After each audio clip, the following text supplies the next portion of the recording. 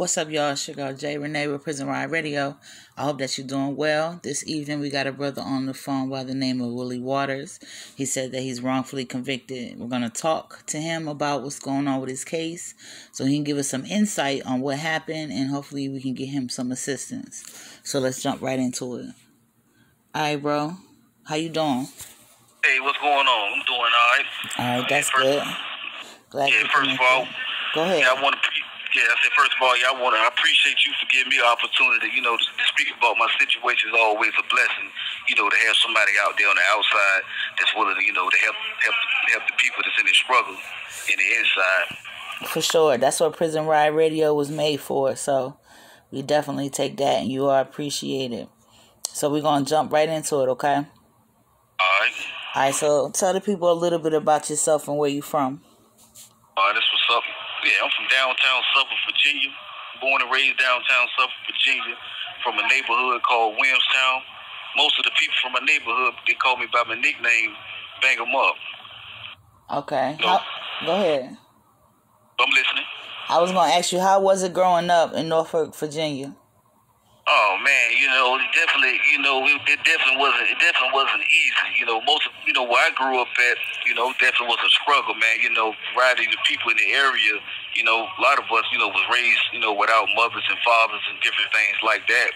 The neighborhood, they wasn't the prettiest neighborhood, but we always, made do what we had. My mom's went to prison when I was 14 years old. When I was 14 years old, but at the end of the day, that's what made me the strong man that I am today. Because one thing I know is, it ain't all about, how it started. It's definitely about how it ends. For sure. I was going to ask you, how that affected you. You said it made you stronger. I'm sure that was pretty difficult, though, being a teenager. Yeah, definitely, it definitely was, right? It definitely was. At the end of the day, man, sometimes growing up, without a mother and father in your life, it definitely takes a toll on you. So being out there in the streets trying to learn everything, just in the struggle, just out there just trying to learn and figure everything out on your own, it takes a toll on you. It takes a toll on you. But like I say, man, I was just able to, wiggle through it, man, and do the best that I could, to provide for me, my son, my sister the best way I could and stuff like that, right? All right. So how long have you been behind the G-Wall? Oh, say that again. How long have you been behind the G-Wall? Oh, shit. As of now, I've been down 16. January the 1st of 2023 made 16 years straight. Okay. It's definitely been a roller coaster ride. I can imagine. So, what keeps you motivated, during this time, especially being wrongfully convicted? One more time, please. I said, what has kept you motivated, especially being wrongfully convicted? Oh man, over the years, just trying to stay positive, man, and educating myself the best way I can, and dealing with a few different brothers that been going through the same thing that I've been going through. So over the years, I just been just working to try to educate myself about the situation and different things that I've been through, and different things like that. All right, so let's jump into the actual conviction and stuff like that. So tell us about what you was charged with and like how it all went down. Okay, yeah. As of now, I'm doing a federal sentence. So the federal sentence, it came in from like I say, out there just trying to find a way, man, and just like when you out there in certain areas and certain neighborhoods, you only know much. So if you really if you don't know much, you can't do much. This call is from a federal prison. So, at that time, man, I was out there selling guns and drugs and different things like that, just trying to figure out a way, to put food on the table. So in the process of that, I ended up, never been into trouble. First time convicted. They ended up giving me 21 years, which was outrageous for the feds. They ended up giving me 21 years, and that was vicious. What I'm saying? Just on guns and drugs and stuff like that, right? But I've been down, like I say, 16 straight. Really, the federal time is almost over with. But the time that I actually, for the state, that's when I jump into the state, that's when all the other ready, continue, to jump off or whatnot. Okay, so but tell me about the wrongful conviction, though. Okay, get a wrongful conviction, right? Yeah, that's what the state case. Okay, then what happened? What happened with that, right? I'm gonna take you back in the summer night of 2005, July the 2nd, in downtown Suffolk, Virginia, where I was born and raised at. It was an innocent little girl by the name of Diane Holland. She was shot. Her and some other little dude named Leon that I was told now he passed away a couple of months ago. But the innocent little girl, 14-year-old girl named Diane Holland, she was shot in a drive-by shooting.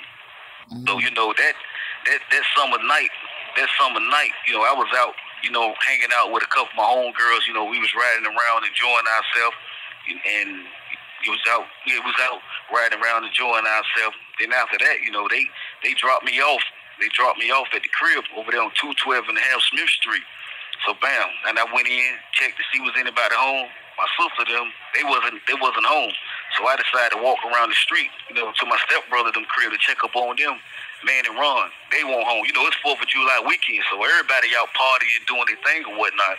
So they wasn't home. So I strolled on up the block, to their mom's crib, Miss Sandra Mitchell. So when I pulled up, she was sitting on the front porch. Miss Floyd May was sitting on the front porch, her friend. So, spoke with them for a few. They were just out hanging. So we sitting on the porch, we chilling. Next thing we know, we hear ambulance and different things like that, flying across the overpass. So, no, we ain't think nothing of it, like I say. In our neighborhood, that's all we do. We hear ambulance and sirens, all day long. So, we're accustomed to it. We're immune to it or whatnot. So, long story short, a couple of days later, that's when he was aware of, a little girl lost her life by the name of Diane Holland. But before you know it, they came and snatched and picked me up. Me and one of the homeboys, they snatched us up, picked us up. Then we was held and placed in Western Tidewater Regional Jail, downtown Suffolk. Mm-hmm. We did approximately probably about 2.5, 3 months at the most. So, then after that, the judge, he looked over the case or whatever, and they was like, nah, this case is really some BS. So they wind up turning us loose. So they picked y'all up for what? They picked y'all up and said, we are arresting you because... Yeah, they picked us up. They picked us up and said we were being charged with first-degree murder for the drive-by shooting of Diane Holland. Wow. Actually, It had me, him, and his girl. Okay. It had me. That's right. Yeah, me, him, and his girl. But they said the story wasn't adding up. It didn't make sense. So they kicked us out. They let us go non-processing for a year. Okay. You said yeah, it was. Okay. So they let you go. So what happened after that? Okay, bam. So once they let me go, I'm back out. Like I said, moving around. So this how it all started. Once they let me go, then once the feds had picked me up for the sentence that I'm doing right now. So once the feds had picked me up, bam, I was re-indicted again. So once I was re-indicted, bam, what they did was once I was re-indicted, I was recharged again. So why? Okay, so let's back up, bro, because I think the phone blinked out on us. So they came and picked you back up again for what purpose? I was recharged again for the same crime that was formerly dropped. Okay. Yeah, I was recharged again for first-degree murder. Okay. So they came back and picked you up. Okay. That's right. They came back to pick me up. They just got this girl, I ain't gonna call her name or whatnot, but it was this girl. They picked me up because she told them that it was me. And, this time, she didn't pick my homeboy back up. They just picked me because she went downtown and told the people I was the one that was with her, and I was the one that actually pulled the trigger, shoot from the back seat of her car. Okay. Well, so who is this lady, and why did she pick you to, implicate in this crime? Yeah, like it's, this is, I don't really want to call her name, right? You don't gotta say her name. Like, what was her relation to you? Was she a friend, somebody you knew, a girlfriend? Yeah, she just somebody that I knew from around the way. She's come, she hanging everybody in different neighborhoods and stuff like that, right? Mm-hmm. So, we hung out a few times. And stuff like that. And prior to that. This call is from a federal prison. And I ain't see her no more. Like I say, she get around a little bit. She just be hanging around and stuff, So you know how it is. We young, we all just hanging out. That's how I know her just, from being around the way. Okay. And what makes you, like, why did she say that you was with her? Like, what do you think? Like, you know, I know you don't know, but why she pick you? Based on, see, this is what I came up with, right? Based on from what I heard, what I was told, you know, she said she came up with this story, you know, from some of the people that she hang around with, you know, to say she was told to say I was with her in the car. And then that's what, you know, that's what I heard, that's what she told the detectives. They said I was with her in the car. But the crazy thing about it is that she couldn't even tell the same story twice. You see what I'm saying? She changed her story like 30 different times. So like I said, none of it wasn't making sense. You know, and the crazy thing about it is this how it all started with the evidence that they actually used to convict me was her and a few other jailhouse witnesses from Western Tidewater Regional Jail. See, what they did was, once they placed me in that Western Tidewater Regional Jail, I sat in there fighting this federal case. So over the time of me sitting in there fighting this federal case, that's when they re-indicted me and they built and picked the case back up. So over the 8-9 months me fighting this federal case, they started going down there coercing all these variety of different jailhouse witnesses, you know, saying that, yeah, I told them this and I told them that. She's supposed to be one of the key witness to the case or whatever. You know, first and foremost, you can't have no evidence on the innocent person anyway. I'm gonna go ahead and go even further, right? Because I had a few different things that, you know, I want to say anyway and put out there. Yeah. And what I'm about to put out there anyway, everybody that know me, that's aware of, you know, the case the situation that happened with Diane Holland back in 2005 over there on 100th Street, summer 2005, July the 2nd. With that whole situation, right? Now, the girl that actually put me involved in that situation, they gave her 10 years. Part of her plea agreement was they gave her 10 years. Part of her plea agreement was to testify and lie on me. Okay, she came home in 2015. She came home in 2015. She been out there ever since. This my thing. As a mother of 4, you have 2 to 3 kids. As a mother of 4, I believe you done 10 years. So you mean to tell me you sitting there all that time, you see what I'm saying, you didn't get your mind right. You know, ain't had nothing to do with that innocent little girl losing her life. I've been sitting here for the past 16 years holding that burden over my shoulder. You see what I'm saying? Holding that burden over my shoulder day and night. Y'all put my face all over the news, not once, but twice, all in the newspaper. Now, you came home. So you mean to tell me you can't find no place in your heart to come up and tell the truth of what really happened? You got 4 kids of your own. How do you even look your kids in the face? You see what I'm saying? Just imagine something like that to happen to one of your kids, one of your daughter, or your son. When you want somebody to step up to help and tell the truth on what really happened, you got to be a low down individual just to go out there, be on them streets, and just moving around like ain't nothing happened. Come on, man. That's unreasonable, man. That's unreasonable. Because at the end of the day, an innocent little girl lost her life in a drive-by shooting. You know, ain't it time for that little girl to finally get the justice she deserved? Ain't it time for Diane Holland to finally be able to rest in peace? And I told myself, I don't give a damn. I'm going to keep fighting and fighting till I ain't got no breath. This call is from a federal prison. Because at the end of the day, like at trial, like I told the lawyer and I told the judge, when the judge asked me that I have something that I wanted to say, I told him, yes, sir. I said, Your Honor, if I'd done something like that by accident, we won't even be here right now. We won't even be right here because I would accept responsibility for my actions and took whatever came with that. Because at the end of the day, an innocent little girl lost her life to some foolishness, but I didn't do it, so I have no choice but to fight. I've been holding this burden over the years. Diane Holland, now she became like my little sister. So while I've been here, my goal and my plans is to keep fighting for justice to figure out what happened to Diane Holland that summer night of 2005, July the 2nd. That's my game and that's my goal plan. You know what I mean? My game plan, because it's wrong, man. It's wrong. Enough is enough. She out there, she moving. I'm listening. I want to ask you this because I want it to be clear. So why do you believe that she implemented you of anyone else? Yeah, because like I said, you know what I'm saying? At the time, from what I heard, a few of her friends or whatever, somebody told her, look, just to say it was Bang 'em Up with you. Say it was Van Sean was with you. That's what I heard, you know, at that time, you know. Then over the years, I heard, you know, the detectives or whatever, they came back and they said, look, we know we need you, we need your help, you know what I'm saying?